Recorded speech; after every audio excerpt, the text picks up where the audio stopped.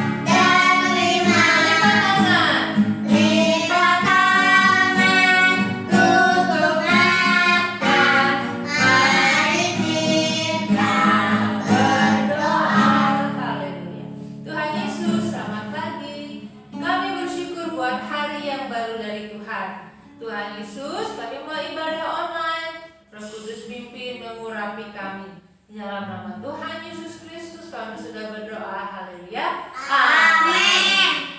Puji Tuhan. Sekarang kita mau memuji Tuhan ya. Lagu Di Surga Nanti Pakai Baju Putih. Nah, lagunya ya. Tepuk tangan. Di surga nanti pakai baju putih atas kepala.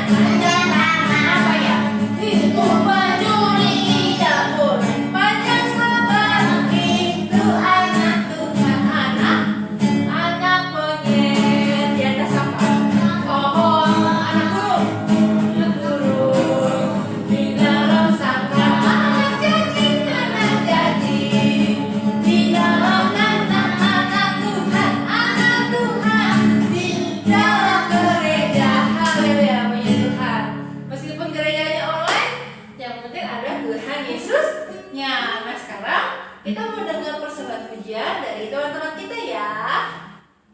Amin.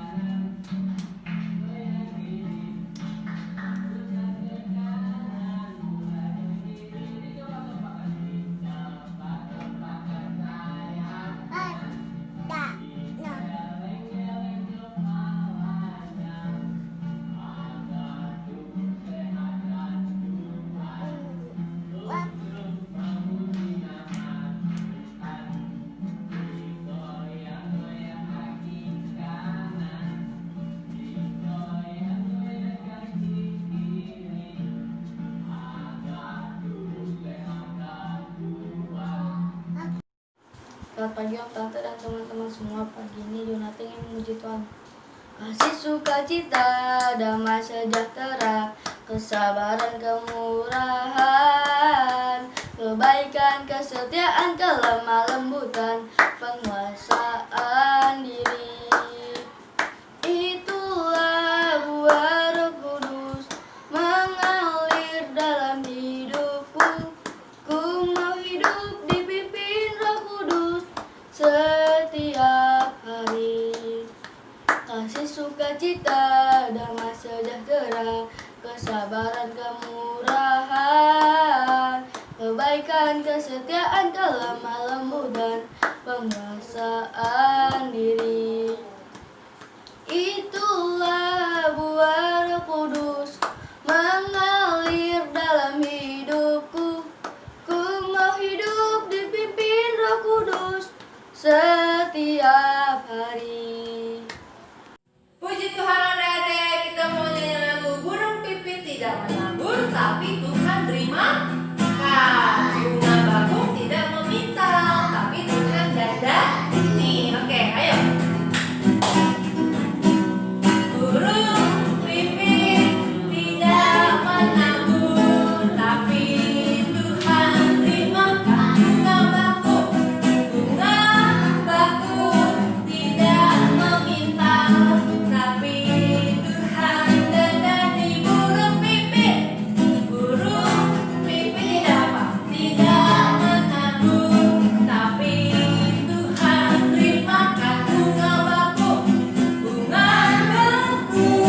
tidak meminta, tapi Tuhan dandani. Lebih aku dong, terlebih aku anak-anaknya, pasti Tuhan pelihara. Amin. Terlebih aku anak-anaknya, pasti Tuhan berkati lagi. Burung pipit tidak menabur, tapi Tuhan beri makan.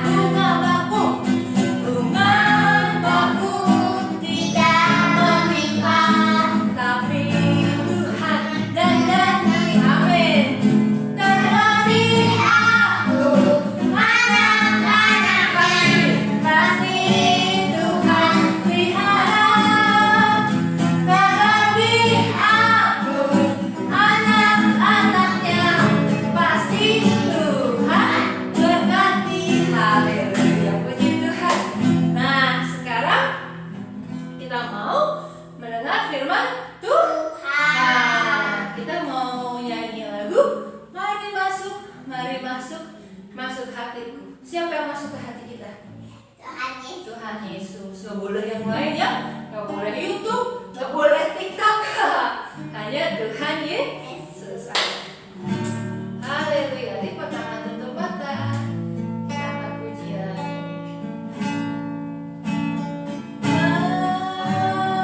Mari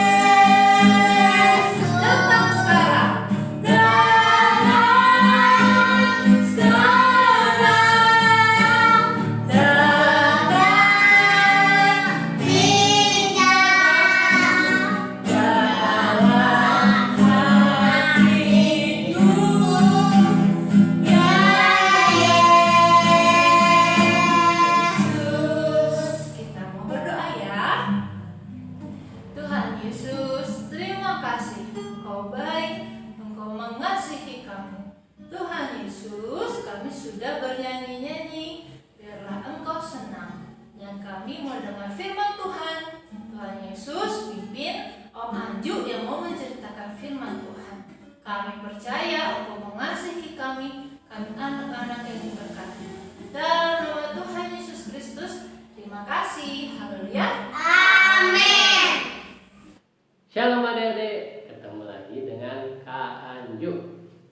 Ayo, gimana kabarnya? Kak Anju doakan kita semua sehat ya. Puji Tuhan. Sebelum kita mau mendengarkan firman Tuhan, Kak Anju kembali ngingetin, kembali tanya, jangan lupa baca satu ayat firman Tuhan satu hari, minimal satu ayat ya. Biar firman Tuhan itu bertambah-tambah semakin banyak dalam kehidupan kita semenjak kita masih kecil sehingga sampai nanti dewasa. Firman Tuhan itu yang boleh membentuk kehidupan kita. Puji Tuhan.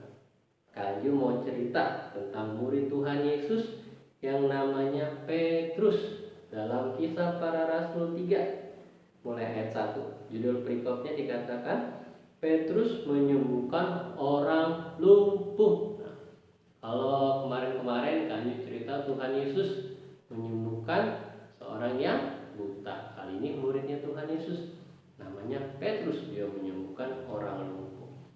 Ayat 1 kami bacakan. Pada suatu hari menjelang waktu sembahyang, yaitu pukul 3 petang, naiklah Petrus dan Yohanes ke bait Allah. Jadi pada waktu itu kan Tuhan Yesus sudah naik ke surga ya adik-adik. Nah, Tuhan Yesus sudah mencurahkan Roh Kudus-Nya. Nah, murid-murid Tuhan Yesus ini sudah dipenuhi oleh Roh Kudus. Salah satunya Petrus dan juga Yohanes. Nah, itu dikatakan mereka sedang mau pergi ke bait Allah. Mungkin kalau sekarang pergi ke gereja, tapi karena ini masih pandemi, kita anak sekolah minggu belum bisa ke gereja, jadi ibadahnya online. Tapi kita tetap bersuka cita, tetap memuji Tuhan, tetap berdoa mendengarkan firman Tuhan meskipun secara online. Puji Tuhan. Ayat 2. Di situ ada seorang laki-laki yang lumpuh sejak lahirnya, sehingga ia harus diusung. Tiap-tiap hari orang itu diletakkan dekat pintu gerbang bait Allah yang bernama Gerbang Indah untuk meminta sedekah kepada orang yang masuk ke dalam bait Allah. Jadi dikatakan di salah satu gerbang bait Allah yang namanya Gerbang Indah, di sana ada seorang yang lumpuh. Orang yang lumpuh ini tiap hari diusung mungkin sama temannya. Diusung, ditaruh di situ di dekat gerbang indah itu, karena dia kan nggak bisa jalan ya. Diusung itu dibawa sama temannya, mungkin digendong, diangkat, taruh di situ untuk apa? Untuk meminta sedekah pada orang yang mau masuk ke bait Allah. Hasilnya adik-adik, nah kalau waktu itu kemarin tadi cerita Tuhan Yesus menyembuhkan pengemis yang buta. Nah, kali ini pengemis, dia juga seorang pengemis tapi dia lumpuh. Nah, kalau kehidupan kita adik-adik, kita Kak Anju juga, nah kalau kita semua sehat, tidak kurang suatu apapun, bisa berjalan, bisa menyanyi, bisa melihat, mendengar, semua baik, semua karena kemurahan Tuhan. Kita bersyukur sama Tuhan kalau kita semuanya sehat. Puji Tuhan. Nah, di sini dikatakan dia tidak bisa jalan sejak dari lahirnya. Wah, udah berapa lama berarti kira-kira dia nggak jalan ya? Nah, kalau kita baca dalam Kisah Para Rasul 4 ayat yang ke-22 dikatakan, sebab orang yang disembuhkan oleh mukjizat itu sudah lebih dari 40 tahun umurnya. Berarti dia sudah sekitar 40 tahun lebih lumpuh, nggak bisa jalan. Mungkin karena nggak bisa jalan, jadinya dia tidak bisa bekerja. Jadinya dia mengemis, meminta sedekah di pintu gerbang indah yang ada di bait Allah. Nah, kita baca lagi ayat yang keempat. Ketika orang itu melihat bahwa Petrus dan Yohanes hendak masuk ke bait Allah, ia meminta sedekah. Jadi orang itu ketika lagi duduk di situ, dia melihat, wah ada Petrus dan Yohanes. Dia berharap mendapatkan sedekah. Mungkin sedekah itu mengharapkan uang, duit lah ya, untuk kehidupannya, sehingga ia bisa mungkin beli makan atau mungkin beli yang lain. Dia berharap sama Petrus dan Yohanes, wah ini berharap nih bisa dapat duit nih gitu mungkin ya. Nah, ayat 4, mereka menatap dia. Mereka ini Petrus dan Yohanes. Wah, terus Yohanes melihat nih orang lumpuh ini. Oh, nah, dan Petrus berkata, lihatlah kepada kami. Petrus menyuruh orang lumpuh itu melihat kepada dia Petrus dan Yohanes. Lalu orang itu menatap mereka dengan harapan akan mendapat sesuatu dari mereka. Wah, dia semakin menatap orang yang lumpuh ini, karena tadi kan si Petrus suruh lihat kepada kami. Wah, dia menatap, wah bakal dapat sesuatu nih, pikirnya dalam hatinya. Nah, ayat yang ke-6, tetapi Petrus berkata, emas dan perak tidak ada padaku. Jadi ternyata Petrus dan Yohanes tidak punya emas dan perak. Yang mungkin keadaannya waktu itu murid-murid Tuhan pada waktu itu mereka tidak kaya, tidak berkelimpangan emas dan perak. Tetapi mereka dicukupkan karena misi mereka kan menyebarkan firman Tuhan, sehingga mereka mungkin tidak punya emas, tidak punya perak, tapi Tuhan senantiasa mencukupkan, menyertai kehidupan mereka. Dikatakan di sini, tetapi Petrus dan berkata, emas dan perak tidak ada padaku, tetapi apa yang kupunyai kuberikan kepadamu. Nah, ini yang Petrus punya. Demi nama Yesus Kristus orang Nazaret itu berjalanlah. Dia nggak punya emas perak, tetapi Petrus punya nama Yesus. Wah. Kalau adik-adik baca dalam Filipi 2 ayat 9 sampai 11, dikatakan, itulah sebabnya Allah sangat meninggikan dia ini Tuhan Yesus, dan mengaruniakan kepada Tuhan Yesus nama di atas segala nama, supaya dalam nama Yesus bertekuk lutut segala yang ada di langit dan yang ada di atas bumi dan yang ada di bawah bumi, dan segala lidah mengaku Yesus Kristus adalah Tuhan bagi kemuliaan Allah Bapa. Wow. Jadi Petrus saat itu dia tidak punya emas, dia tidak punya perak, tapi yang penting dia punya nama Yesus. Nah, ini yang kami mau bagikan kepada adik-adik kita juga. Kita sebagai anak-anak Tuhan, kita punya nama Yesus, nama yang berkuasa. Katakan tadi, segala kuasa yang di langit, di bumi, baik di bawah bumi, wah, semua bertekuk lutut dalam nama Yesus. Wah, nama Yesus ini nama yang berkuasa, memiliki kuasa. Jadi kalau adik-adik misalkan adik-adik sakit, adik-adik berdoa dalam nama Yesus, minta kesembuhan dari Tuhan. Atau adik-adik lagi belajar, adik-adik nggak ngerti, adik-adik berdoa dalam nama Yesus, minta hikmat dari Tuhan. Karena nama Tuhan ini berkuasa. Tidak ada nama yang lebih hebat, yang lebih besar dari nama Tuhan Yesus. Wah, adik-adik minta dalam nama Yesus, adik-adik minta dengan yakin, dengan iman. Tuhan Yesus memberikannya dalam kehidupan adik-adik. Nah, di sini juga dikatakan, kami baca, demi nama Yesus Kristus orang Nazaret itu berjalanlah. Petrus bilang itu. Lalu ia memegang tangan kanan orang itu dan membantu dia berdiri. Petrus pegang tangannya, membantu orang itu berdiri. Seketika itu juga kuatlah kakinya dan mata kaki orang itu. Wah, segitu dia juga. Wah, nggak tunggu lama-lama. Tiba-tiba orang yang lumpuh tadi, karena lumpuh kakinya nggak bisa buat jalan, tiba-tiba jadi kuat. Wah, jadi kuat. Di sini dikatakan, ia melonjak berdiri, lalu berjalan kian kemari dan mengikuti mereka ke dalam bait Allah.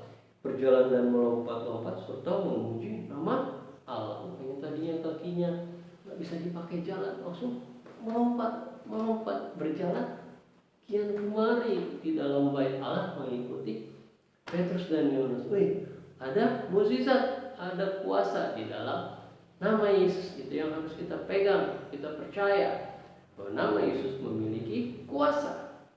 Wah, puji Tuhan, ada mukjizat. Orang yang lumpuh ini tadi, jadinya dia bisa berjalan, nggak sungguh lama-lama, bahkan dia bisa langsung melompat. Wah, sungguh dia bersuka cita. Dikatakan ia berjalan dan melompat-lompat serta memuji Allah. Wah, dia mengucap syukur karena dia mendapatkan mukjizat, sudah bisa berjalan. Ayat yang 9, seluruh rakyat itu melihat dia berjalan sambil memuji Allah. Lalu mereka mengenal dia sebagai orang yang biasa duduk meminta sedekah di gerbang indah bait Allah, sehingga mereka takjub dan tercengang tentang apa yang telah terjadi kepadanya. Orang-orang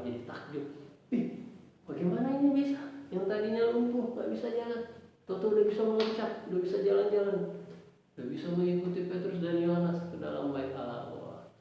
Ada kuasa di dalam nama Yesus.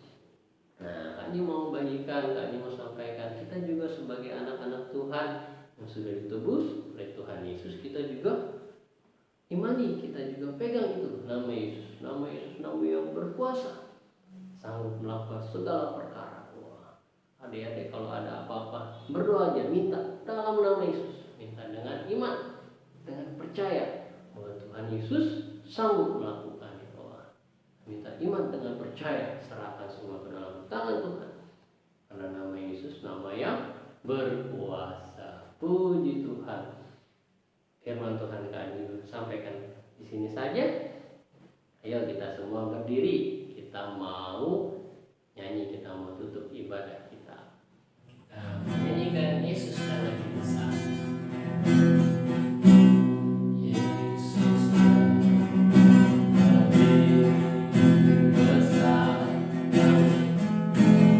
Yesus lebih besar.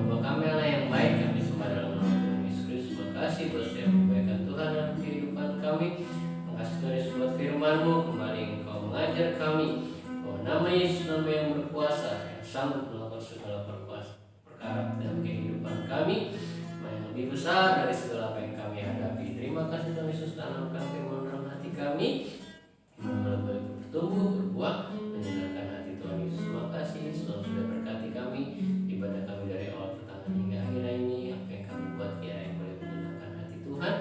Berkati hamba-hamba yang terlibat dalam melayani Engkau, berkati mereka anak-anakmu yang boleh menonton ibadah online ini. Terima kasih Tuhan, Engkau baik. Sepanjang minggu ini kami serahkan ke dalam tangan Tuhan Yesus. Tuhan Yesus yang dijaga,